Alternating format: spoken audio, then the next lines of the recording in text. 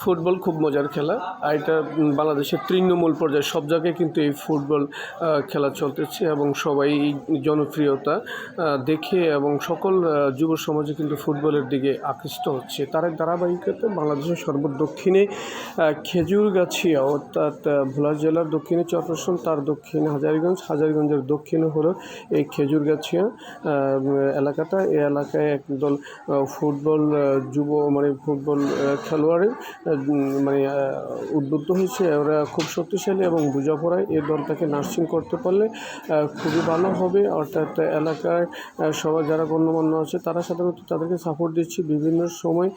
এই ছেলেগুলো আমার জানা মতে মোটামুটি মাদক থেকে অনেক দূরে আছে। এরা সাধারণত খেলার জন্য সবসময় কিন্তু প্রস্তুত থাকে এবং আন্তঃ-ইউনিয়ন খেলায় এরা ভালো পার্টিসিপেট করেছে। এদের শুভকামনায় সবাই কিন্তু সবসময় এদেরকে দোয়া করে এবং মাদক থেকে দূরে থাকার জন্য এদেরকে ধন্যবাদ জানাই। আল্লাহ হাফেজ।